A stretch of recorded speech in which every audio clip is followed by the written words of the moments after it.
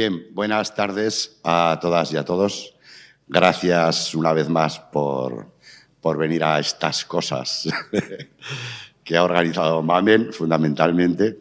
Y Mamen hoy os ha preparado una soirée femenina a tope, que ya iréis conociendo, pero a mí me toca presentar a alguien que tampoco necesita presentación, que es María Victoria, llamamos María Victoria Escandell, que tiene un apellido que, como Brucar y Bosque, es autosuficiente.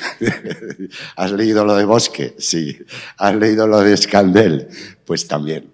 Y quienes tuvieran la suerte o la desgracia de tener clases de pragmática conmigo hace muchos años, se leyeron el Escandell, por supuesto, que era la introducción a la pragmática de aquella época. Bien, Vicky es en estos momentos catedrática de Lingüística General, y digo en estos momentos, de la Universidad Complutense de Madrid, porque anteriormente ha estado en la UNED, en Alcalá, casi todo. En la UNED, eso. Bien, sus trabajos están dedicados a mucho tipo de asuntos. Yo lo definiría como gramática, semántica, pragmática, ¿verdad? También definible como pragmática, semántica, gramática, porque, no, pero la prosodia en su relación con la interpretación del significado, etcétera, etcétera. Entonces ha tocado muchos asuntos. Tiene libros que son de todos conocidos, por supuesto, la introducción a la pragmática, ese librito precioso sobre la comunicación, tan bonito, que también se ha leído mucha gente conmigo.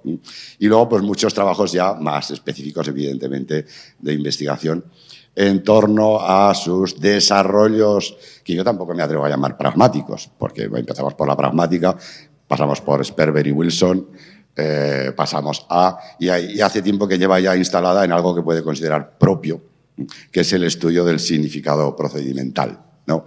Eso es suyo. Y me temo que además de algo de eso nos hablará esta tarde un poquito, y así nos enteraremos de lo que es.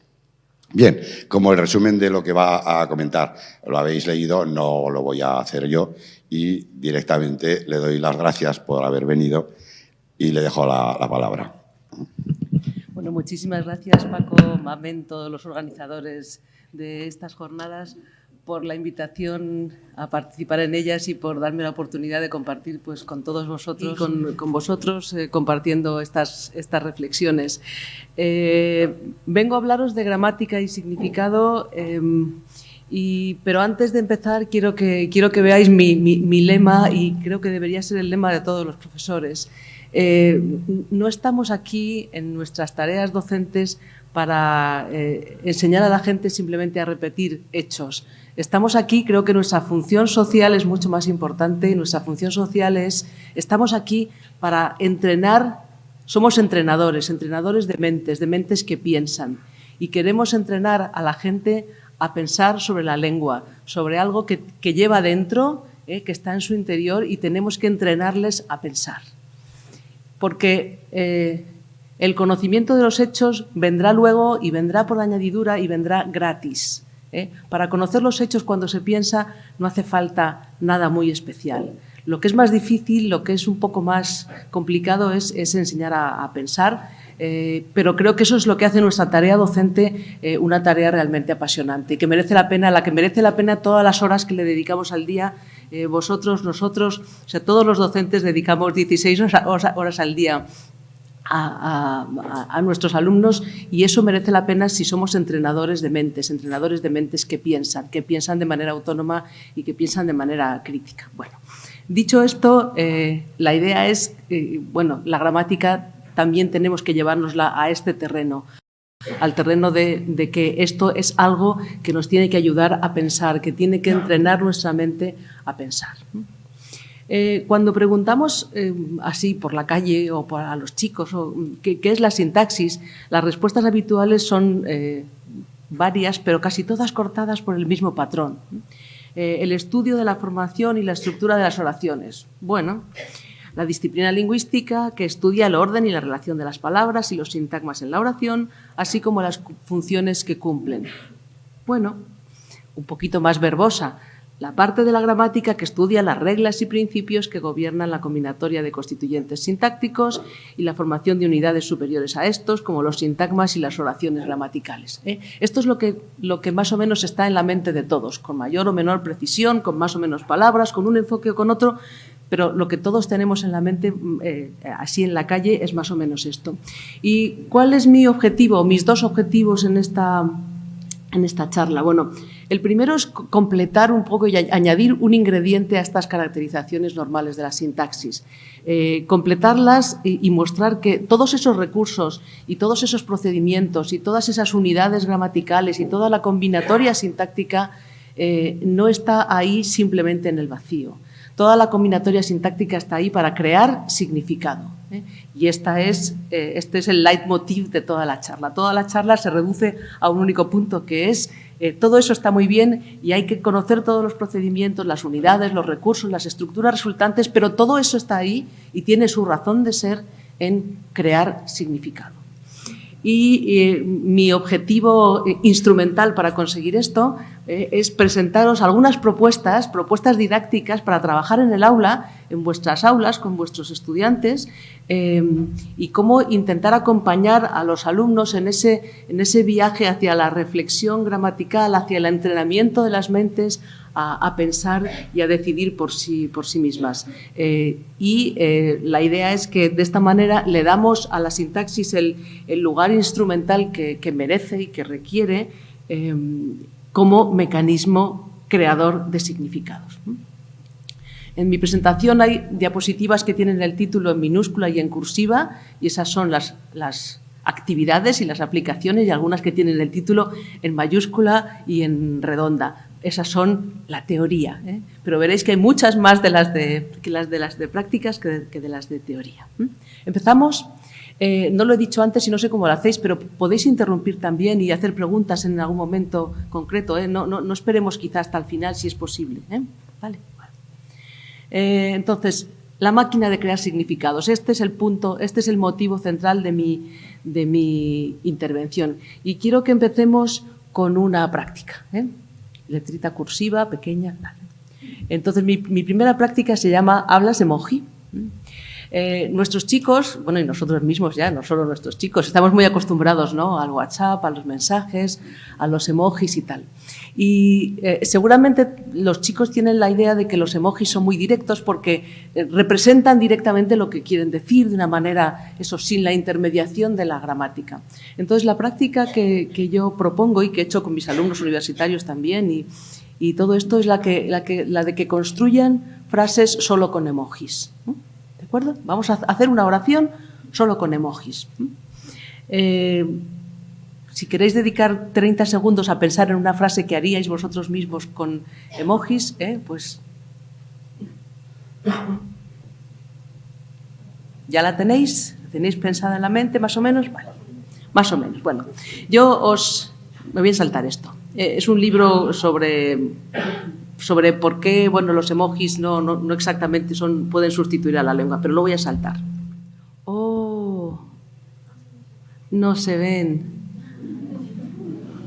Vaya. No se ven. Bueno, os lo cuento, no se va a ver ninguno, nada. Y además están descuadrados, muy bien. Os había puesto tres ejemplos de tres frases que me habían hecho con emojis. Voy a tener lo que hacer yo y esto ya grabado ya es el colmo. Uno es el emoji que hace así,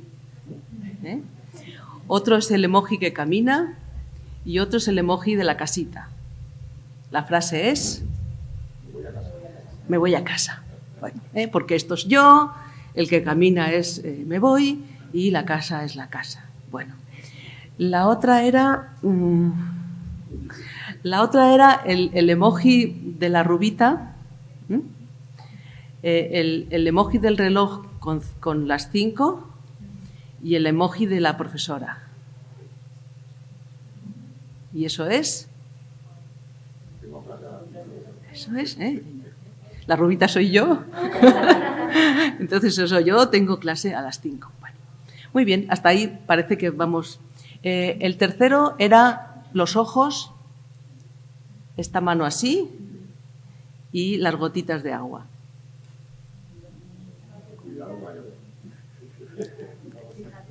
Casi.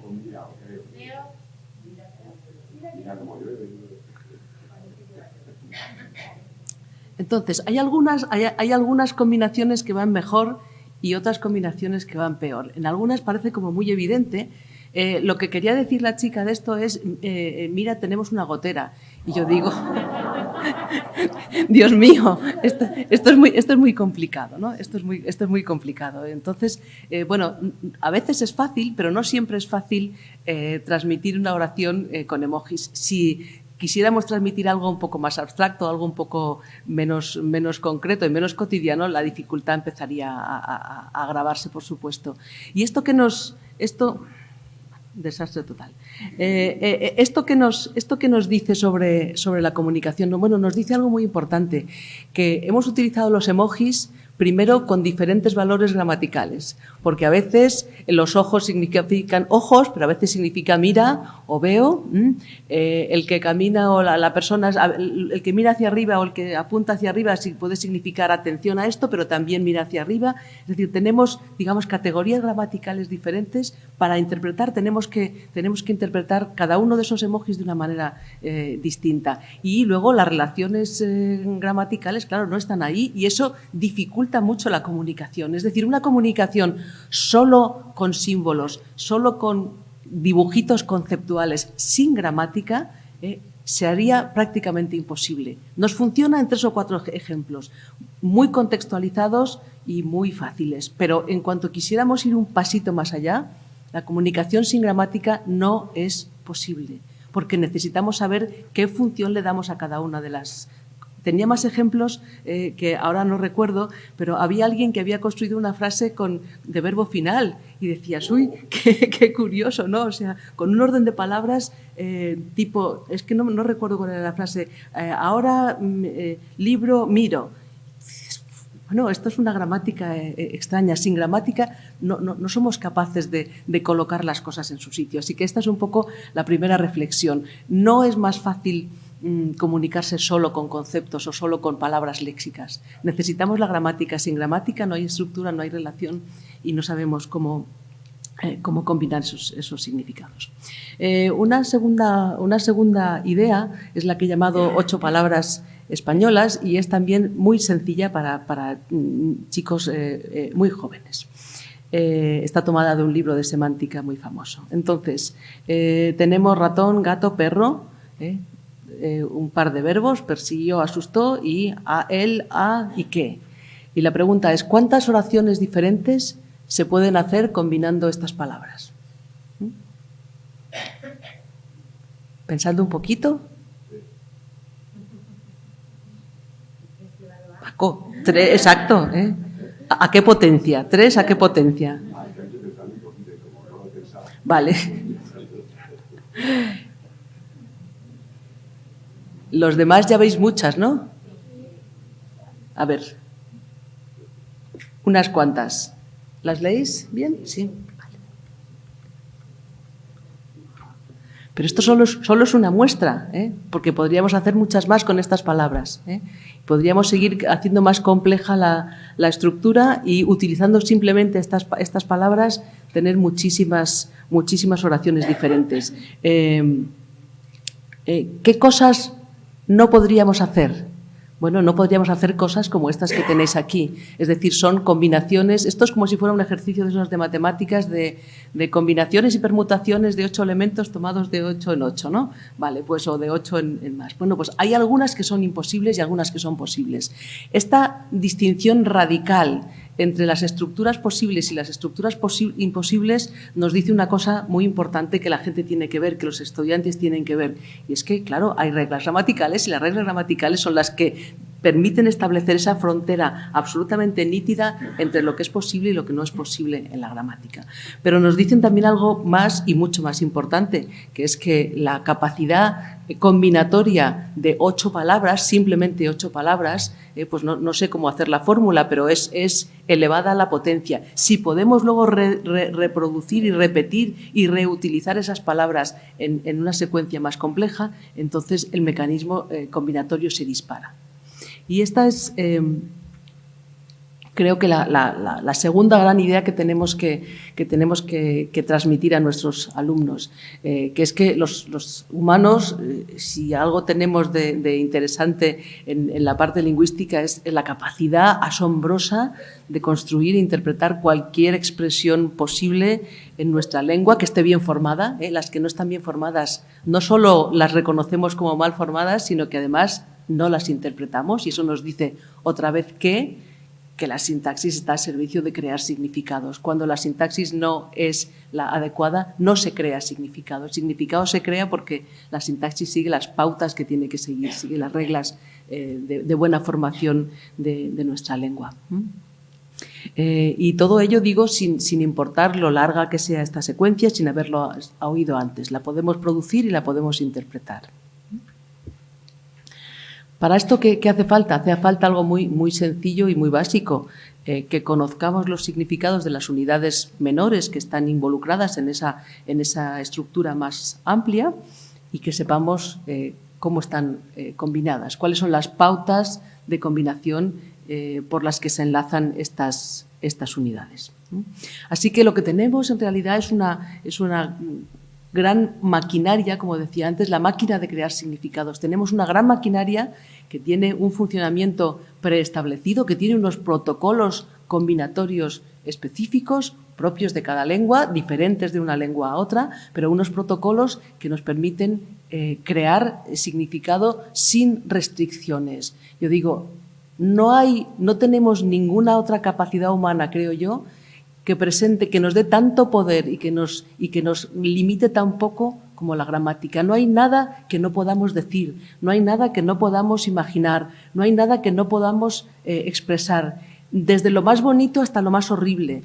Pero está todo ahí y todo se puede pensar y todo se puede expresar. Y si podemos pensarlo y podemos expresarlo es porque disponemos de un mecanismo que no nos pone límites a lo que queramos producir. Pero no solo eso, lo más bonito de todo esto es que este mecanismo está en nuestro interior.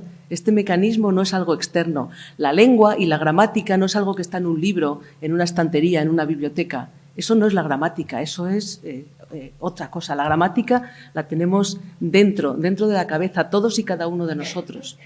Sin los hablantes de una lengua, sin restricciones sobre el acceso a los protocolos combinatorios que hay en este mecanismo. Y por eso es fascinante, porque la tenemos, porque está en nuestro interior. Si estuvieran fuera, pues sería muy interesante quizá, pero sería un objeto, a fin de cuentas, ajeno a nosotros mismos. Pero no es ajeno a nosotros mismos. Lo llevamos dentro, tenemos todos y cada uno de nosotros en nuestro interior y por eso, repito, por eso es fascinante. Y eso nos da el poder absoluto de pensar y de decir lo que queramos, sin restricciones, sin limitaciones. No hay nada que no podamos imaginar. Entonces, lo interesante de este mecanismo es que cumple una función, o sirve para dos cosas diferentes. Como decía antes, tenemos el mecanismo en nuestro interior, esa combinatoria, y algunas de estas representaciones que somos capaces de crear con nuestra combinatoria sintáctica, gramatical, son para consumo interno. Yo las pienso y se quedan ahí. Pero lo interesante es que no solo somos capaces de producir representaciones para consumo interno, somos capaces también de producir representaciones para la exportación, de exportarlas. Y entonces, ¡guau!, se abre todo el abanico de posibilidades expresivas.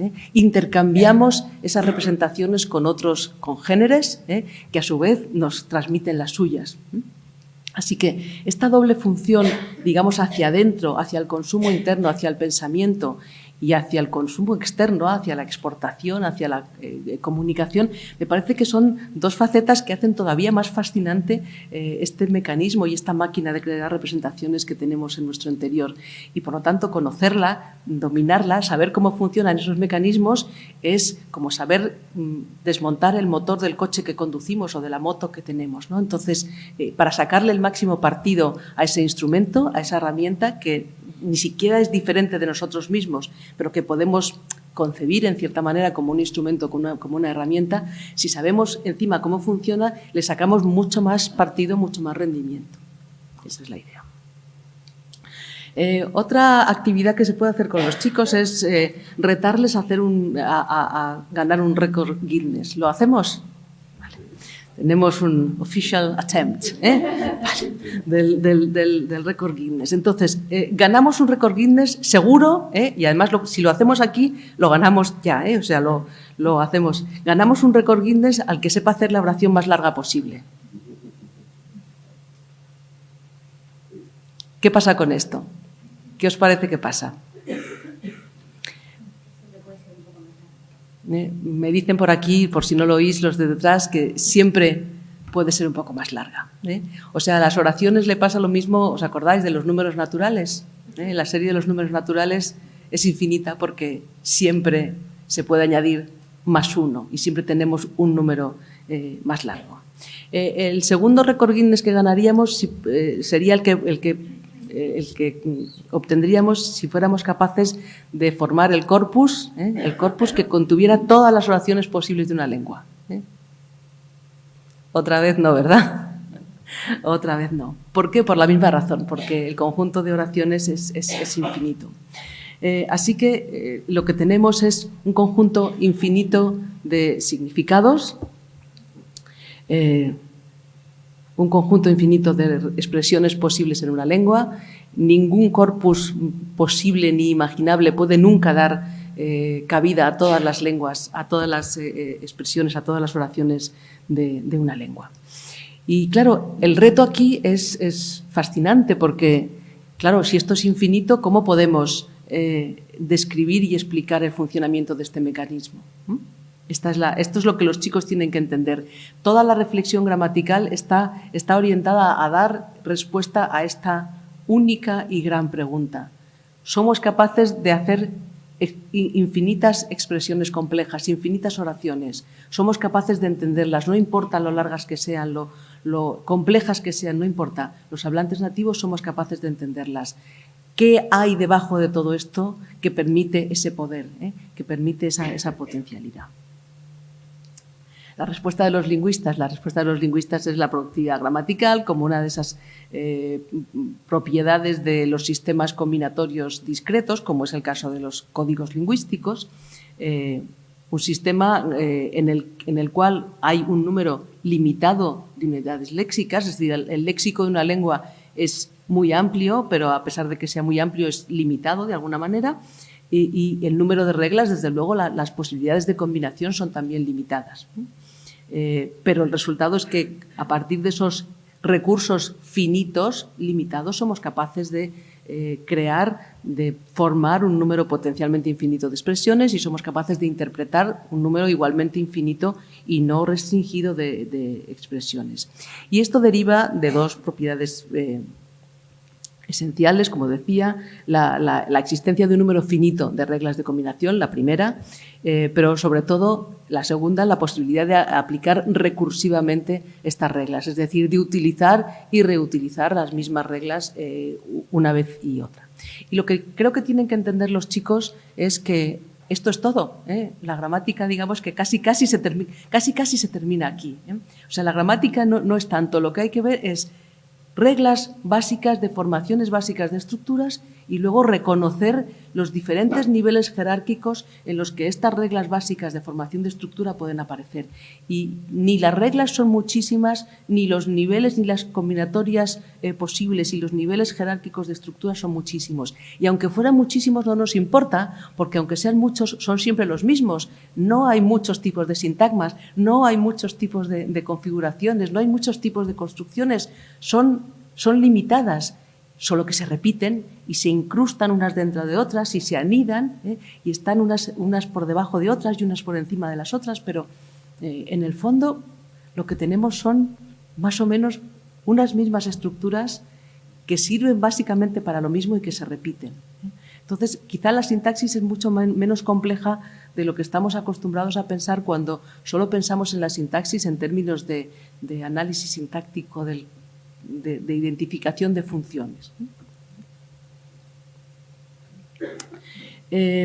Os presento a este señor, seguro que lo conocéis todos. Frege es, digamos, el padre de la idea del principio de composicionalidad y de la idea de que cualquier expresión compleja puede ser desde una formación morfológica compleja a un sintagma, a una oración, al Quijote entero, a un texto muy amplio. Cualquier expresión compleja está en función de dos familias de variables: el significado de las unidades simples que componen esa expresión compleja y el tipo de relación sintáctica que se establece entre ellas. ¿De acuerdo? Así que a partir de estas dos ideas podemos reducir y simplificar toda la complejidad sintáctica a algo creo que muy abarcable y muy fácilmente comprensible. De la idea de Frege quiero subrayar la segunda de las cláusulas, porque dice del tipo de relación sintáctica que entre ellas se establece. Entonces, si os fijáis, aquí estamos diciendo algo que hasta hace unas décadas habría resultado impensable. Estamos diciendo que las unidades léxicas tienen significado, eso es lo que dice la cláusula 1, pero estamos diciendo también que las relaciones sintácticas tienen significado. Y esto es más reciente. Lo primero, digamos que llevamos 3.000 años sabiéndolo. Lo segundo, así sabiéndolo con autoconciencia de que lo sabemos, es bastante más reciente. Digamos que unas décadas desde Frege. Vale, sí, son 100 años, pero 100 años no es nada, ¿no? Desde el punto de vista de la evolución. Bueno, entonces, la sintaxis tiene significado y yo creo que esa es la parte que menos se trabaja en la secundaria, me parece, que pensamos simplemente en el significado léxico, ya está. Y más allá del significado léxico es como si no hubiera significado. Bueno, pues creo que el segundo paso para conseguir dar sentido a la reflexión gramatical es pensar que también la gramática tiene significado y tenemos que ser capaces de descubrir cuáles son las pautas y los ingredientes del significado que está en la gramática. Así que aquí viene mi segunda parte sobre el significado de la gramática. Y lo quiero presentar con un poema. Así, ¿lo conocéis alguien? ¿Sí? ¿Sabéis cómo va esto? ¿Sí? ¿Te suena? Vale. Un poema, digamos, de tipo amor cortés, ¿no? Que dice: te adoro con frenesí y di que miento si digo solamente soy tu amigo, cual lo eres tú para mí. No quiero chanzas aquí, con mi ternura y afán, el temor del que dirán no pone valla a mi amor, si dicen que con mi ardor mintiendo mis labios van. Bueno, qué bonito, qué elevado, qué fantástico. Bueno. ¿Qué pasa ahora si lo leemos de abajo arriba? ¿Lo hacemos? Mintiendo mis labios van si dicen que con mi ardor no pone valla a mi amor el temor del que dirán. Con mi ternura y afán no quiero chanzas aquí, cual lo eres tú para mí. Solamente soy tu amigo y di que miento si digo te adoro con frenesí. Vale. ¿Qué tenemos aquí? Bueno, tenemos aquí las mismas oraciones, los mismos significados, las mismas estructuras, pero cuando cambiamos el orden, cuando las producimos de una manera diferente, resulta que estamos comunicando una cosa o la contraria. Te adoro con frenesí o te odio del todo. Bueno, pues esto es un tipo de prueba muy clara y muy evidente de que con los mismos significados léxicos, con las mismas relaciones, con una parte de las mismas relaciones sintácticas, podemos comunicar cosas totalmente distintas. Este es el ejercicio, digamos, directo, pero se les puede pedir a los chicos que hagan frases en las que pase esto mismo. De esta manera que conseguimos que se den cuenta, que se hagan conscientes de cómo el orden de palabras, cómo las estructuras sintácticas también te hacen crear relaciones de dependencia diferentes, y esas relaciones de dependencia diferentes pueden crear efectos comunicativos totalmente diferentes, opuestos unos a otros. Tenía otro que he quitado porque pensaba que no me iba a dar tiempo. Es otro que va en X. Si luego tenemos tiempo, lo recuperamos si os apetece. La segunda práctica que os sugiero es la de Camelania Espelizucia. ¿Lo conocéis? Vale. Este es un poema de este señor Juan Pérez de Zúñiga, como su bigote indica, del siglo XIX. Y el poema dice, es un soneto que dice así. ¿Lo leo? No sé si sabré. Como el fasgo sendal de la pandurga remumurcia la pínola plateca, así el chungo del gran perrontoreca con su garcha coesquina se apreturga. Bueno, sigamos. Diquilón el silfucio flamenurga, carrucios de ardor en la testeca. Bueno, lo leéis vosotros.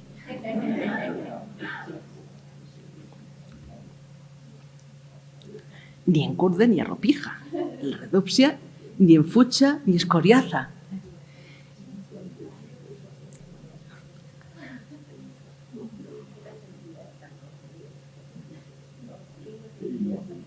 Tan concunig.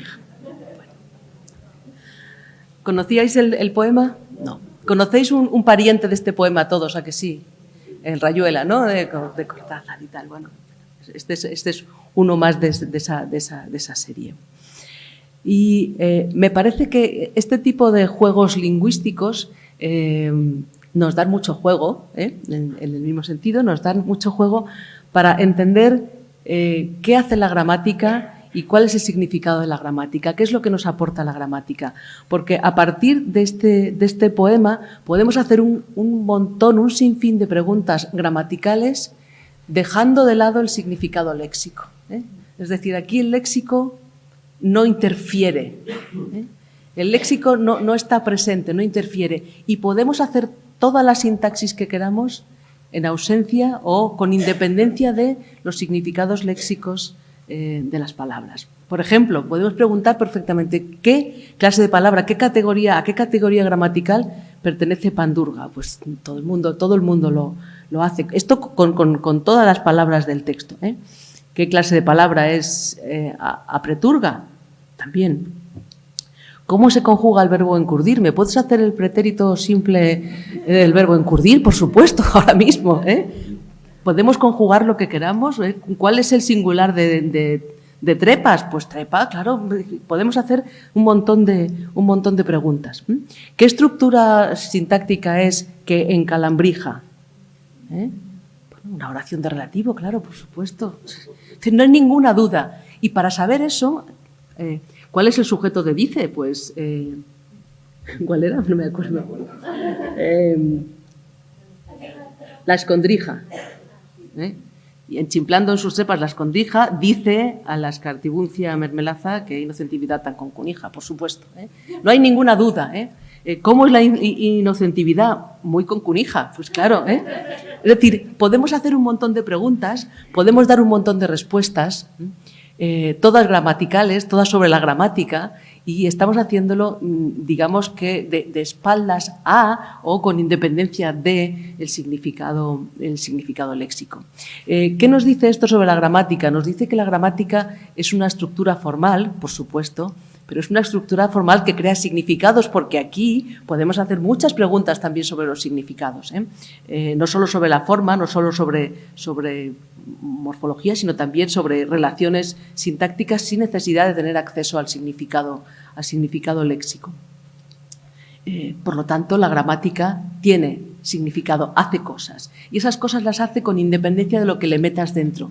Esto es el protocolo combinatorio en estado puro, sin la contaminación de los contenidos léxicos, de los conceptos, de la enciclopedia, de lo que sabemos del mundo. Aquí solo hay gramática, pero podemos contestar un montón de preguntas y podemos dar un montón de respuestas sin tener todo esto. La práctica inversa o el ejercicio inverso es, bien, construyamos oraciones, un texto cortito, no hace falta que sea muy largo, con estos mismos elementos, con estos mismos requisitos. Y esto nos permite también explicar muy bien la existencia de dos tipos de unidades lingüísticas según el significado que tengan. Esto ya va en mayúscula y en letra redonda, esto ya es lo serio. Entonces, tenemos dos grandes tipos de unidades lingüísticas según su significado.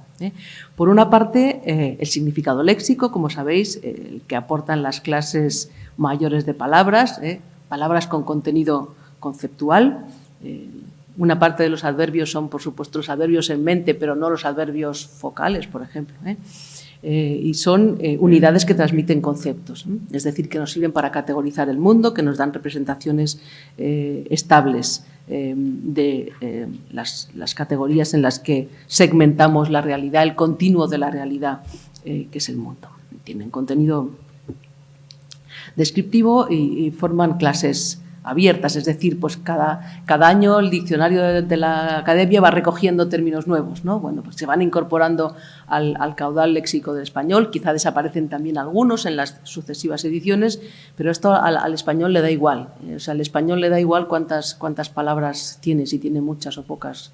Al español no cambia por tener una palabra más, la lengua no es una lengua distinta por tener una palabra más, o 10 menos, o 200 más, o 200 menos. De hecho, no todos los hablantes comparten el mismo inventario léxico de la lengua. Hay personas que conocen más, hablantes nativos que conocen más palabras de su lengua y hablantes nativos que conocen menos palabras de su lengua. Pero eso no los hace menos hablantes y menos nativos. ¿De acuerdo? Vale. En el otro lado están las palabras que hemos reconocido del español en la Camelania Spelifucia. Esas palabras que hemos reconocido, las que sí sabíamos las que eran, son el esqueleto, el armazón gramatical de la lengua.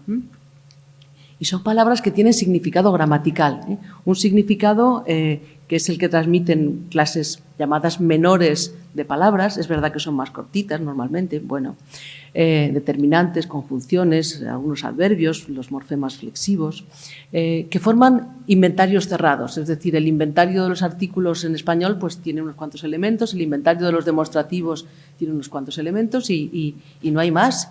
Y no hay más y además no se pueden añadir. Y en ese sentido no es fácil añadirlos. En este sentido decimos que constituyen inventarios cerrados. Porque yo puedo inventarme una palabra de hoy a mañana, ponerla en las redes sociales, tener mucho éxito y en 15 días esa palabra se ha hecho viral. En 15 días, no, en 15 minutos esa palabra se ha hecho viral y todo el mundo ya utiliza esa palabra. Pero esto no se puede hacer con las palabras de esta familia, de la familia de los significados gramaticales. No podemos inventar de hoy para mañana una categoría gramatical nueva y distinta y que de repente se viralice y de repente todo el mundo... o sea, es muy difícil, ¿no?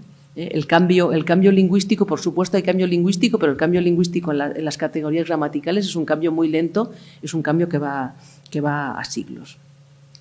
Carecen de contenido descriptivo y eso, su contribución al significado es más abstracto y difícilmente parafraseable. A la gente le preguntas qué es una mesa y lo sabe, pero le preguntas qué es también y te dice, bueno, también significa que esto y esto otro también, ya, pero lo que estamos tratando de caracterizar es el significado de también, ¿no? Y casi somos incapaces de evitar la circularidad, de volver a utilizar la misma palabra que queremos definir. Entonces, lo interesante de estas piececillas, de estas palabrillas, es que sirven para precisar y para indicar el modo en que tienen que tomarse las unidades con contenido léxico y en que se combinan. Y lo más importante de todo, así como hemos dicho, hay hablantes nativos que saben muchas palabras y hablantes nativos que saben menos palabras, no hay ningún hablante nativo que no sepa, que no tenga la totalidad del armazón estructural de la lengua. No hay diferencias entre los hablantes nativos, no hay modalidades ni variedades de la lengua nativa que tengan un sistema o sea, que tengan personas individuales que tengan menos demostrativos unas que otras. Yo no me sé el demostrativo de primera persona. Hay variedades enteras, en todo caso, que son distintas, pero no variación individual como la hay en el léxico, ¿eh? A eso me refiero. Por supuesto, hay variedades del español que no tienen, que utilizan muy poco el pretérito perfecto compuesto y utilizan el pretérito simple, donde otras variedades utilizan los dos. Digamos que no tienen entre comillas, pretérito perfecto compuesto, pero eso son variedades generales, variedades generales. No hay variación individual, como sí la hay en el léxico, una palabra que tú conoces y que yo no conozco. No hay variación individual en el inventario y en el funcionamiento de las categorías gramaticales de una lengua. Es decir, el léxico puede que no lo tengamos todos todo. El léxico está distribuido entre la población. El léxico del español es como la intersección de todos los conjuntos de lo que sabemos cada uno de los hablantes individuales. La gramática no es una intersección, la gramática la tenemos todos y la tenemos entera. La nuestra, con variaciones, pero todos en grupo. No hay variaciones individuales llamativas en ese sentido. Entonces, bueno, maneras de trabajar esto también en clase. Bueno, esto es un rollo, ¿verdad? Sí. Estamos de acuerdo en que esto no es un rollo. Este rollo forma parte de... ¿Lo habíais visto alguna vez, este tipo de cosas? Es muy bonito. Forma parte de una de las muchas invenciones que hizo este señor Juan Caramuel Lobkowitz, siglo XVII. Él se dio cuenta de algo que luego se ha visto, hemos tenido que irnos a Estados Unidos hace relativamente, bueno, un poco más de medio siglo para volver un poco a esta idea, ¿no? Pero la idea es que, claro, las palabras y las categorías en la sintaxis forman clases y esas clases se reconocen porque son intercambiables. En el ejemplo del poema de Camelania Spelifucia hemos identificado los nombres como nombres porque están en posición de nombres y hemos identificado los verbos como verbos porque tienen flexión de verbos, porque están combinados con morfología de verbos. Y hemos reconocido eso, las categorías gramaticales, los nombres, los adjetivos, los adverbios, los verbos, porque tienen propiedades formales de y porque aparecen las posiciones sintácticas de. Bueno, pues esto es lo mismo que observó Juan Caramuel en el siglo XVII y creó estos rollos. Entonces, en estos rollos, no sé si leéis lo que pone, dice Lucifer, Phosphorus, Lucidus, Aureus. Entonces, ¿qué ha hecho? En el primer rollo ha puesto nombres propios en nominativo. ¿De acuerdo? En el segundo rollo ha puesto nombres comunes en ablativo, me imagino. En el tercer rollo ha puesto verbos en tercera persona de singular y en el cuarto rollo hay sustantivos en acusativo. ¿Cuál es la idea? La idea es que con este cilindro tú puedes poner cada uno de los rollos en la posición que quieras porque siempre vas a leer una oración gramatical bien formada. Entonces, esto es muy interesante porque nos dice dos cosas. Una, la extraordinaria productividad gramatical, otra vez, y además nos dice que reconocemos los comportamientos sintácticos por el funcionamiento de en las posiciones en que aparecen y que esas posiciones y ese comportamiento sintáctico nos establece categorías de palabras intercambiables. Entonces, si algo puede aparecer en la misma posición que otra palabra en ese rollo, quiere decir que tiene muchas propiedades comunes. Y sobre esas propiedades comunes y sobre el elenco de unidades que pueden aparecer ahí es donde podemos hacer generalizaciones sintácticas. Entonces, este es el ejercicio directo. El ejercicio inverso, ¿cuál es? Construyamos unos rollitos en los que pase esto. Se puede hacer la versión rollito, se puede hacer la versión esta de una especie de cuadernito cortando cada una de las cosas y vas levantando pestañas y vas leyendo cosas distintas. Bueno, aquí describe un poco esto. En cada sección del cilindro pues hay que poner palabras o frases intercambiables. Y podemos hacer los cilindros cada vez más complejos y con más restricciones y ver que a lo mejor en una determinada posición caben muy poquitas cosas. Bueno, esto nos permite hacer una generalización sobre qué es lo que le pasa a esa posición y por qué caben tan poquitas cosas. Es decir, eso podemos hacerlo muy simple o muy complejo. Todo depende del nivel en el que nos estemos moviendo. Este señor... Caramuel, esto es un laberinto. Bueno, pues esta es otra de sus ideas y es más o menos lo mismo, pero con anillos concéntricos. Entonces, esto es un laberinto en el que uno está colocado en el centro y tiene que tomar una palabra de cada uno de los anillos concéntricos. Es como si giraran. Tenemos que imaginarnos que esos anillos giran sobre el eje central. Y puedes ponerlos en la posición que quieras y pongas los círculos en la posición que quieras, siempre obtienes una frase gramatical. Bueno, esto es un ejercicio de análisis lingüístico y de análisis gramatical bestial y supone para el siglo XVII una capacidad de reflexión y de análisis sobre las estructuras gramaticales a la que creo que no le hemos dado el lugar que se merece en la tradición gramatical española.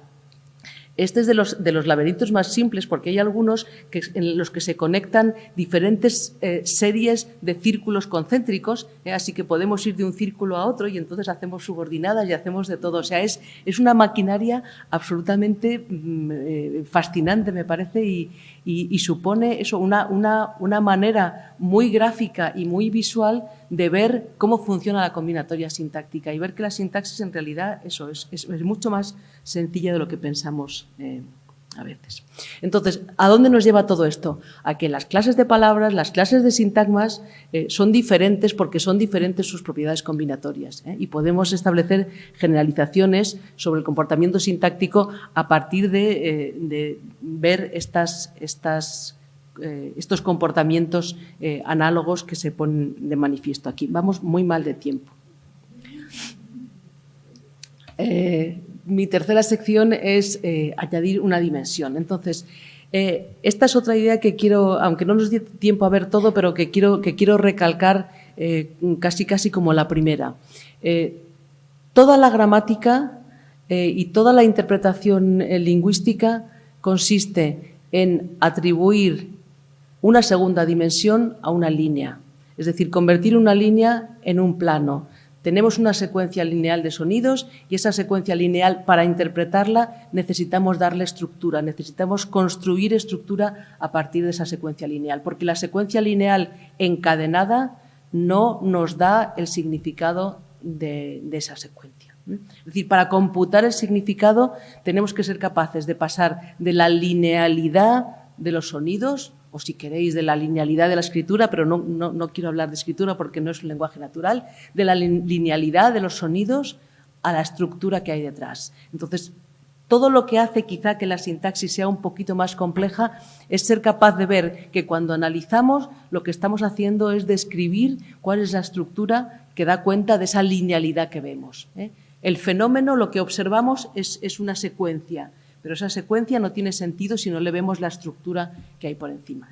Así que esto pasa también en la música. En la música, aunque no lo sepamos, oímos una linealidad de sonidos y le asignamos estructura. Somos mucho menos conscientes todavía de que la música tiene estructura, pero la música tiene el mismo tipo de estructura jerárquica que tiene el lenguaje, y por eso también es fascinante, por supuesto.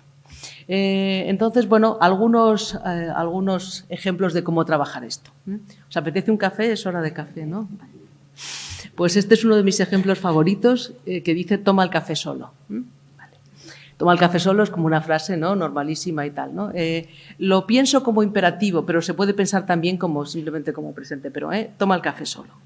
Entonces, bueno, pues esto parece muy sencillo y quizá diríamos, bueno, claro, sí, esto es un verbo, un determinante, un nombre y un adjetivo. Pero claro, esto sería como el análisis de la linealidad de lo que tenemos. Pero ¿podemos probar que esta linealidad es inexacta o que no corresponde a lo que interpretamos? Bueno, podemos probarlo. Vamos a intentar probarlo y vamos a intentar reflexionar con la gente para probar que esto no es así. Lo segundo que se nos ocurre seguramente es esto, ¿verdad? Bueno, no, es verdad, es que tiene estructura porque tenemos un sujeto que es un sujeto tácito y luego tenemos un sintagma verbal que es verdad que tiene un núcleo de un predicado y un complemento directo. Qué bien, ¿eh? Entonces ya hemos hecho estructura y tal, ya.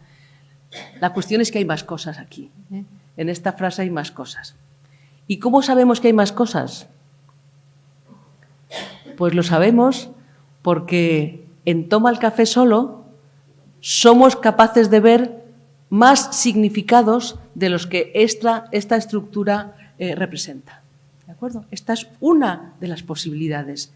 Pero si pensamos en los significados, si no nos quedamos solo en la forma, si no nos quedamos solo en la mecánica de sujeto, verbo, complemento directo, si intentamos ir un poco más allá y la puerta al más allá es el significado, si intentamos cruzar esa puerta del significado y ir a qué es lo que significa esta secuencia lineal de palabras, nos encontramos 5 cosas distintas, ¿eh?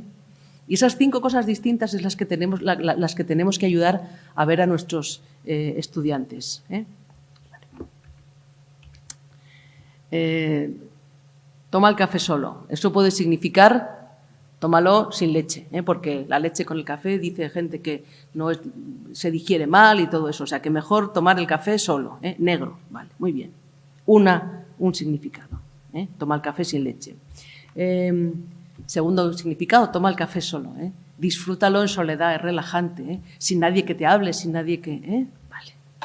Segundo significado, misma secuencia lineal. Tercera, toma el café solo. Deja las galletitas, que el café solo no tiene calorías y las galletitas sí, nada de galletitas. Toma solo el café, aunque en este caso es una especie de capuchino así muy bonito y muy decorado que tiene leche. Así que aquí el solo no significa lo que hay dentro de la taza, sino lo que está fuera. Y decimos solamente el café. Ya hemos puesto aquí una pista también de que hay algo distinto en cómo interpretamos las cosas. Y luego tenemos la que seguramente parece más rara de todas, que es de todos los cafés que tenemos aquí, uno es el café solo, coge ese que llamamos el café solo. Esta, ¿os parece que es la más rara de las interpretaciones? A mí sí. Vale, pues ahora veremos, es la más costosa y sin embargo, vale. Este es el café solo. Unos cafés preexistentes, toma el café solo, está ahí, es un objeto único. Vale. Muy bien, ¿qué hacemos con eso? A cada uno de esos significados que los vemos distintos, tenemos que darle una estructura distinta. Y esta es la tarea. ¿Cómo recogemos esa diversidad de significados que todos los hablantes nativos vemos, que todos los hablantes nativos computamos? Todos los tenemos en nuestra cabeza, están ahí, hay que sacarlos fuera, hay que ser capaz de dibujar lo que tenemos ahí dentro. Esa es un poco la idea. Vale. ¿Es esta la estructura de toma el café solo para toma el café sin leche y sin azúcar? Por aquí me dicen, no. ¿Veis que esta no es la estructura de toma el café sin azúcar? Esta no es la estructura de toma el café sin azúcar porque, y esta es una prueba muy sencilla, podemos decir tómalo solo. Y si hemos utilizado un pronombre átono y ese pronombre átono lo que hace es recoger o reproducir un constituyente, lo que esta posibilidad de pronominalización nos dice es que el café solo en esta interpretación no es un constituyente, no forma un bloque, no es un sintagma nominal único. El constituyente esto no es así, no es así. No es así porque no se interpreta así, es decir, porque esta interpretación no recoge el significado que los hablantes vemos. Y por lo tanto no podemos conformarnos en sujeto, verbo, complemento directo, se acabó, ya está. Esa es la idea.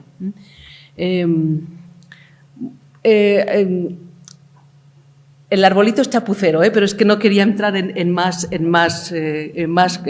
combinaciones. Tenemos que ponerlo de la manera posible, de la manera que queramos, de tal manera que el café sea un constituyente y solo sea un adjetivo y esté en otro sitio. Repito, el arbolito es chapucero, pero no me importa, porque lo que tenemos que ver es que no forman el mismo constituyente con solo, que está en un nivel distinto. Cómo lo llamemos y cómo lo etiquetemos, en este momento da un poco lo mismo. Lo que sí tenemos que ver es que ese solo es un adjetivo y que ese adjetivo está en concordancia con el café.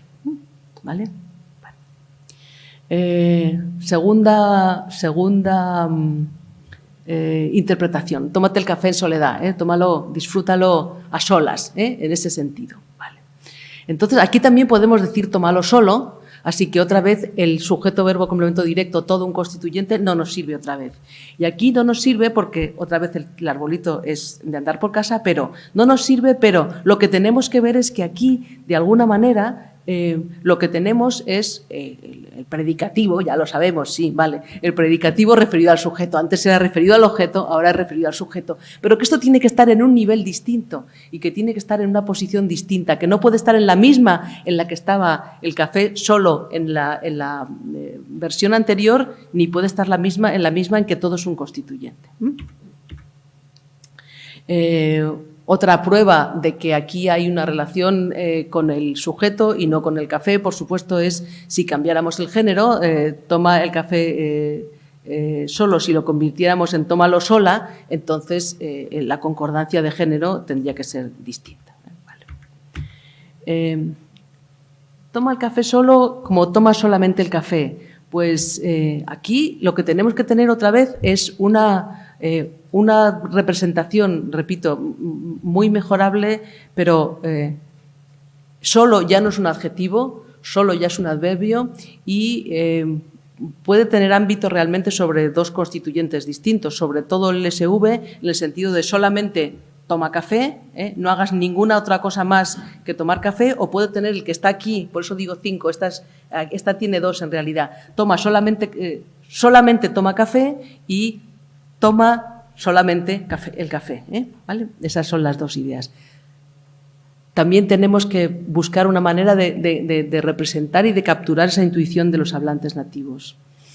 Y entonces nos queda la última, que parecía la más normal y que para mí es la menos normal de todas, porque nos obliga a pensar, como en esta foto, que el café solo es un único objeto preexistente que se opone a otros cafés, el cortado, el macchiato, el no sé qué, el con leche, el manchado, no sé, todas las variedades posibles, y que eso preexiste y que eso es una unidad. Entonces parece que en este ejemplo lo que nos parecería como lo más normal, para mí es lo más difícil de entender y lo más difícil de conceptualizar y de contextualizar. Entonces, ¿esto qué nos dice? Nos dice, como decía al principio, claro, el lenguaje se manifiesta como una cadena de sonidos y nuestro cerebro es capaz de desplegar una estructura bidimensional a partir de ahí. Y cómo la dibujemos y cómo la despleguemos es una cuestión ya teórica. Pero lo que me importa es que las diferentes interpretaciones, cada una nos lleva a una estructura gramatical diferente. Y eso es lo que tenemos que tratar de ver con los chicos, ¿no?